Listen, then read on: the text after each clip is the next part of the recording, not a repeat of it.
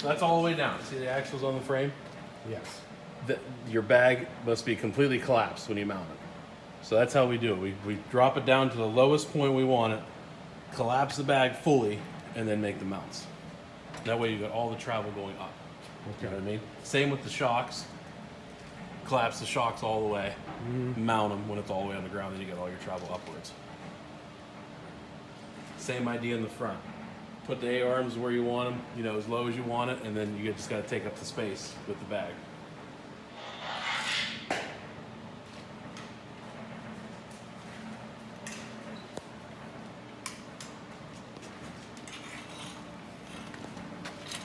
If you get underneath and look, you can see the top cup.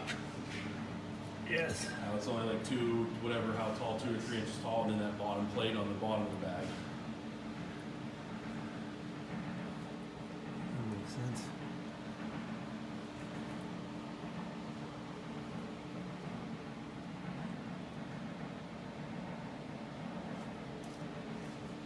All right. So that's like the cheapest option to be able to work the bags, is that panel there. All right. But that's what we consider, what we call manual. There's no electricity to run these valves, run those little paddle switches. Mm-hmm. So all 4 of the bag lines come up into that panel and plug in the back. So each switch is a different bag. All right. Now the only drawback is it's just slow. So these are the 2 fronts.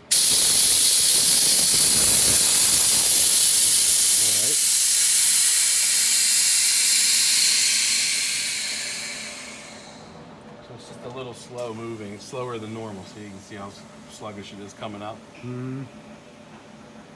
Are you saying the electric ones are faster? Electric ones are faster, yep.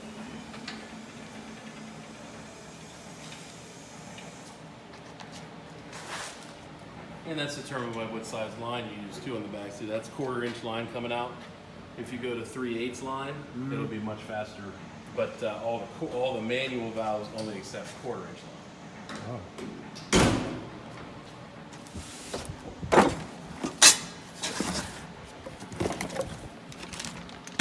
This is the one with all the digital. This is your controller.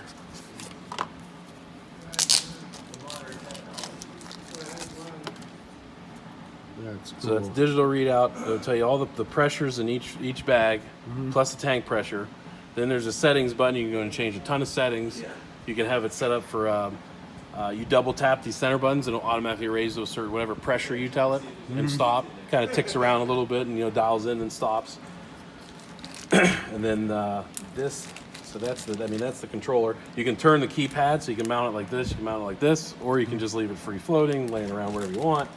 This works with your phone. It's got an app Bluetooth to your phone right out of the box. This is the valve. So that's 1, 2, 3, 4 airbags, 1 supply line from the tank, and then this is air out. And that just plugs into the main harness, which is in this bag. Cool. So that is all the valve work right there, and that controller. And then, like I said, there's a wiring harness in here that plugs in. It'll run one compressor out of the box. You can run more, but this will run 1. And then all you gotta do is there's a power and ground in there. You gotta hook up, and that's it. Plug everything in. All right. This right here runs. Yeah, see the difference? You know what I mean? Like some people take that bag and mount it just like this. That ain't gonna work. You're gonna get no lift. You know what I mean? You want your bag when the vehicle's all the way down, the bag is collapsed. Yes.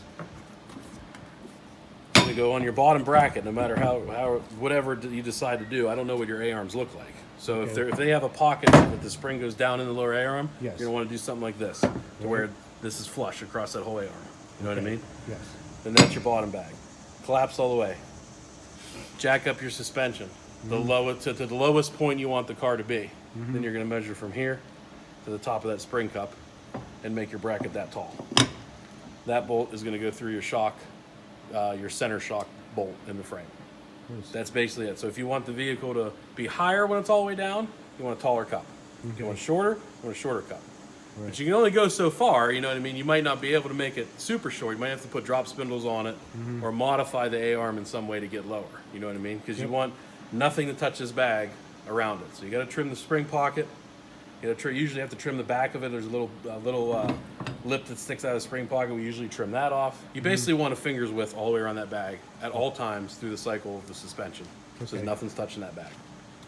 Perfect. That's basically it. I mean, that's as simple as it can be. And Most of the time people, now what I do is I'll put this in my press over there because these are pretty stout. And I will press this all the way down to completely flat like that, and I'll put a plug in it. And that'll hold it from coming back up like that, and that's where you get this from. okay. But like I said, tack your brackets up with your bag in there, take it out, finish welding, assemble it, good to go. Awesome. And these are bigger, obviously, than this one. I'd like to do them big in case you need to trim. All right. But the idea is when it collapses, that bag's rubbing on a nice flat surface all the way around. Nice. Instead of sticking out over and hanging over the edge or whatnot. So if you have to trim these, you can. You don't have to use this full size. You can trim a little bit off here if it's going to hit something or whatever. But that's what those are for, tops, bottoms. That's it. I mean, that's pretty much it. And